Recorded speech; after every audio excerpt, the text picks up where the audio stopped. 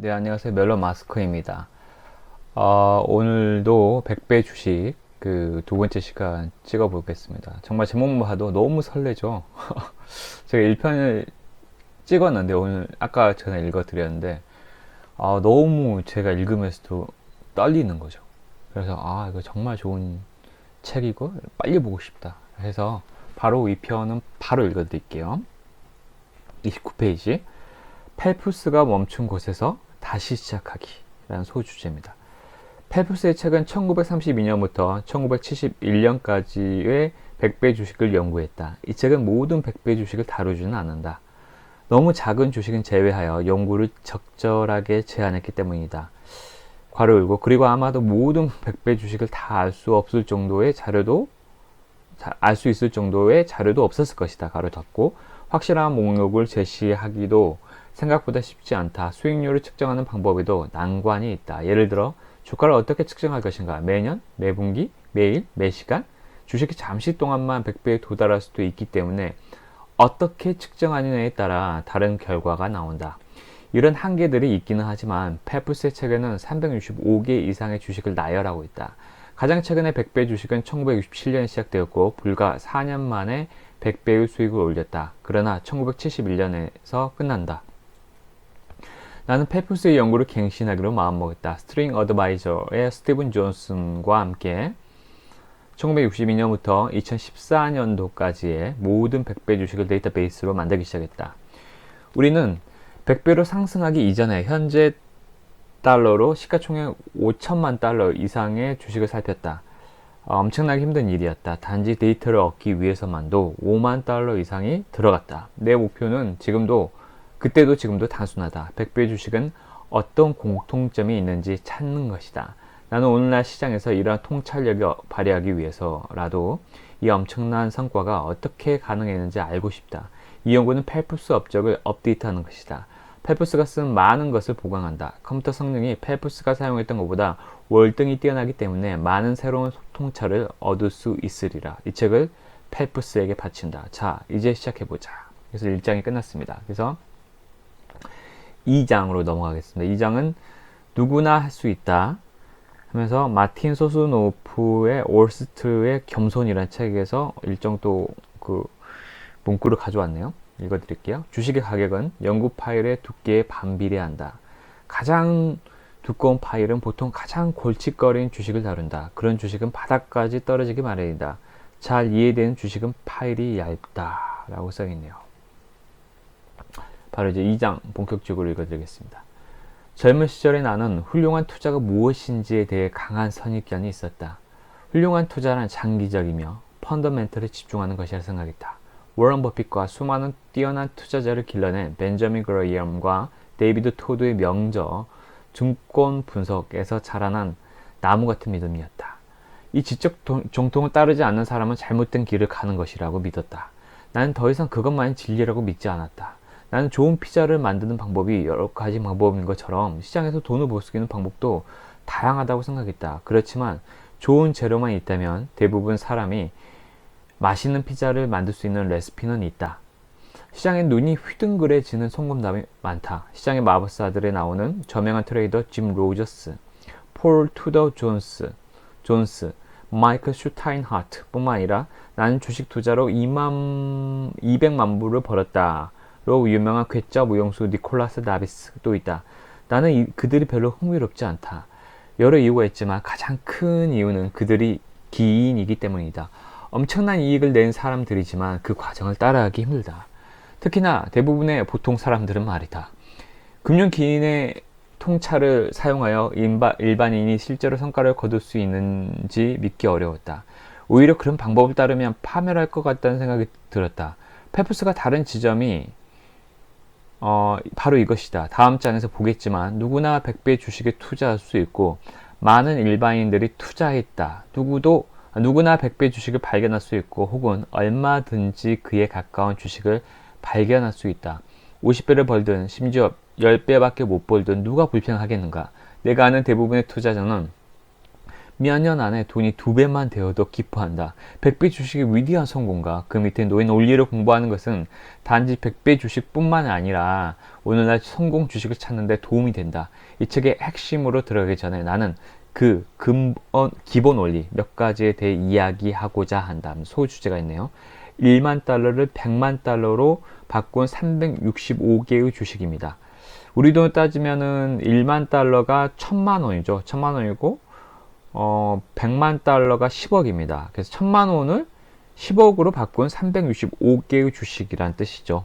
계속 읽어보겠습니다. 우리는 365개의 주식을 찾아냈다. 괄호 열고 우연하게도 펠프스가 다른 기간 동안에 했던 연구에서 발견한 숫자와 동일하다. 가로 닫고 이는 우리가 데이터베이스를 만든 이후 6개월 동안 조사했던 주식의 주요 모의 집단이었다. 내가 하려 했던 것이 무엇이고 하고 싶지 않은 것이 무엇인지 미리 밝혀두려고 한다. 이 책에서 하는 것과 같은 연구에는 심각한 제약 혹은 문제들이 있다. 하나는 내가 오로지 엄청난 성공 사례만 보고 있다는 것이다. 여기에는 사후 과잉 확신 편향, 즉 지금 시점에서 보기엔 너무나 당연해 보이는 현상이 있다. 또 하나는 생존 편향인데 그 시점에 비슷한 특성을 가지고 있는 다른 회사들도 있었지만 100배의 수익을 내는 데는 실패했을 수도 있다. 나는 이런 문제를 인지하고 그것을 교정하기 어렵다는 것도 안다. 뉴스레터 독자 중 통계학자 한 명이 친절하게도 나를 도와주겠다고 나섰다. 나는 기꺼이 100배의 주식 데이터를 공유했는데 그는 그것을 보고 대경 실색했다. 그는 짧은 이야기로 내가 하려는 일이 어떤 것인지 말해주었다. 농구 선수의 키가 왜 그렇게 큰지가 궁금하다고 해봅시다. 그래서 NBA 선수들의 DNA와 혈액 샘플을 채취했다고 합시다. 여기에는 중요한 무엇인가가 누락되어 있습니다. 바로 키가 크지 않은 모든 사람의 데이터입니다. 이는 분명 사실이다. 어느 정도까지는 말이다. 나는 오로지 100배 주식만 살펴보는 것이지 그렇지 않은 주식은 보지 않는다. 그러나 이 책에서 내가 제시하려는 것은 일련의 통계적 추론은 아니고 100배 주식을 식별하는데 사용할 수 있는 일련의 원칙이다. 만약 생산적인 야구선수의 뒤에 놓여있는 법칙을 살펴보는 마이클 루이스의 머니볼을 읽는 사람이라면 이것이 나름의 가치가 있는 일임을 알 것이다. 내가 공유할 원칙들은 논리적으로 부인할 수 없는 진실이다. 이 원칙들 없이 100배 주식을 얻을 수 없다. 이 책을 읽다 보면 더 분명하게 알 수 있을 것이다. 통계 분석에서 어떤 교훈을 끄집어내는지만 조심하면 된다. 그래서 나는 펠프스의 직업이 원래 추구했던 바에 조금 더 충실했다. 그의 작업은 통계적이기보다 일화적이었다. 그는 상식과 기본적인 진리에 크게 의존했다. 이는 윌리엄 손다이크의 명저 아웃사이더를 떠올리게 한다. 이 책은 뒤에서 더 다룰 예정이다. 내 연구는 여러 면에서 유용할 것이다. 그러나 과학적 또는 통계적인 연구를 의도하지는 않았다. 이론의 여지는 있지만 투자는 과학보다는 기술에 가깝다. 만약 투자에서 통계가 전부라면 최고의 투자자는 아마 통계학자일 것이다. 그렇지 않다는 것은 분명하다. 명백한 법칙과 증거를 찾으려는 것이 아니라 통찰력과 지혜를 구하고 있는 것이다. 1만 달러를 투자하고 몇 년 후에 100만 달러를 버는 것은 일반인은 구사할 수 없는 마법처럼 들린다. 아까 말씀드렸지만 1000만 원을 투자해서 몇 년 후에 10억을 버는 것은 일반인은 구사할 수 없는 마법처럼 들리죠. 그래서 펠프스는 누구나 100배 주식을 찾아 투자할 수 있음을 강조했다. 그 방법 중 하나가 100배의 수익을 달성했던 실제 보통 사람의 사례를 제시하는 것이었다. 나도 제법 많은 사례를 알고 있다. 내가 100배 주식 프로젝트를 시작하고 그것에 대해 쓰기 시작했을 때 100배 수익에 성공한 사람들의 이메일을 많이 받았다. 사람들이 자신의 이야기를 말해주었다. 이 사례 중 하나를 미리 공유하는 것도 나쁘지 않을 것 같다. 보통 사람들도 할 수 있는 일이라는 것이 분명해질 테니까. MBA 학이나 헤지펀드에서 일할 필요가 없다.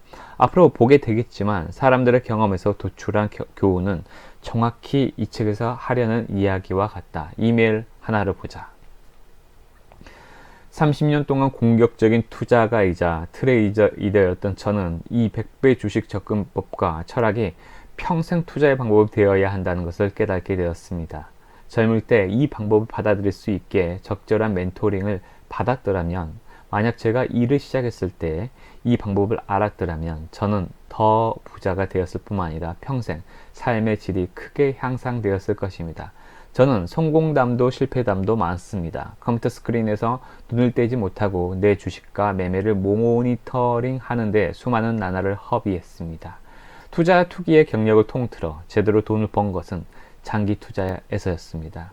그래서 열심히 노력하는 젊은이가 투자에 대한 조언을 구한다면 이렇게 말하겠습니다.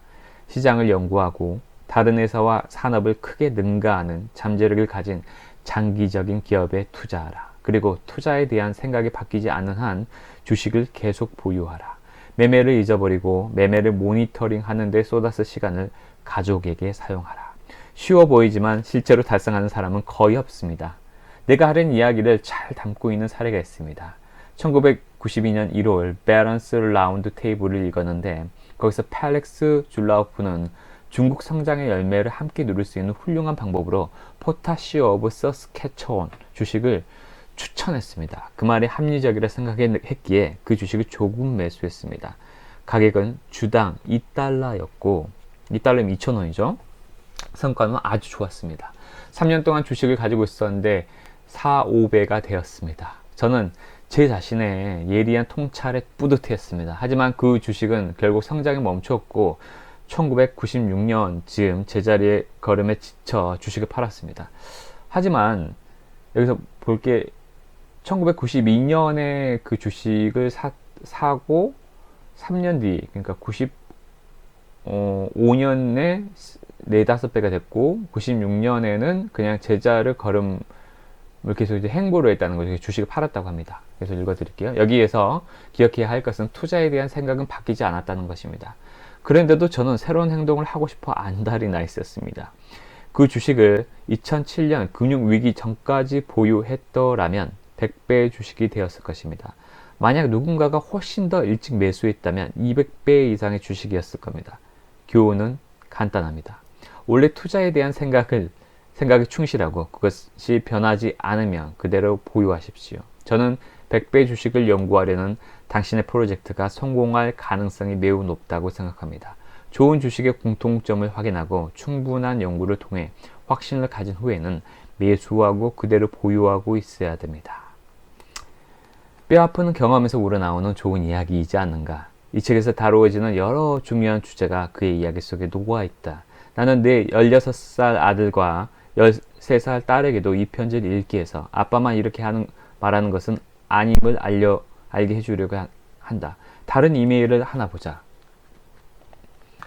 어린 시절 아버지는 할머니가 자꾸 눈이 침침하고 백내장이 있다며 불평하는 것을 못마땅해 했습니다. 할머니가 본인이 산 엑소모빌 주식을 확인할 때는 월스트리트 저널의 그 작은 글씨를 잘만 읽더라는 것입니다. 이는 1972년쯤의 일이었는데 어쩐지 여전히 내 마음 한켠에 남아있습니다. 100배 주식이 불가능한 목표라고 생각한다면 내가 어린아이였던 당시에 엑소모빌 주식을 사들이기 시작했다고 생각해 보십시오. 그러기 위해서 천재이거나 좋은 주식을 고르는 유전자를 가질 필요는 없었습니다. 그저 100년에 육박한 시간 동안 세계에서 가장 컸던 석유 회사의 주식을 사기만 하면 됩니다. 그저 눈을 가리고 일생에 걸쳐 계속 사들이는 겁니다. 엑슨모빌은 상당히 보수적인 대차 대조표를 가지고 있으니 스트레스도 없고 똥줄이 탈 일도 없으며 아슬아슬한 줄타기도 없었습니다. 그래서 1971년 당시 1달러였던 1,000원이죠. 엑슨모빌 주식은 현재 얼마의 가치가 있을까요? 내 계산에 가면 418달러이고 여기에 더해 그 시간 동안 알차게 배당금을 받았을 겁니다. 놀랍지 않은가? 누구나 하나쯤 이런 이야기거리가 있을 것이다. 너무나 흥미진진하니 하나 더 살펴보자. 시애틀 중심가에 있는 광고판에 마지막 나가는 사람은 불을 꺼 주시겠습니까? 라고 박혀있던 1969년에서 1970년 즈음 내 친구는 시애틀의 아파트를 팔았고 세후 약 10만 달러에 10만 달러면은 1억이에요. 자금을 확보했습니다. 그는 보잉이 지금보다 나빠질 수 없다고 생각해서 주당 9.5달러에 1만 주를 샀습니다. 9.5달러면 9,500원이죠. 9,500원에 1만 주를 샀다고 합니다. 약 10년 동안 그는 처음 주식을 살 때 지불했던 금액만큼을 매년 배당금으로 받았습니다. 이 주식은 수년에 걸쳐 모든 배당금과 주식 분할을 고려했을 때 100배 이상의 주식이었습니다. 2002년이 되어도 아마 여전히 주식을 한 주도 팔지 않았을 겁니다.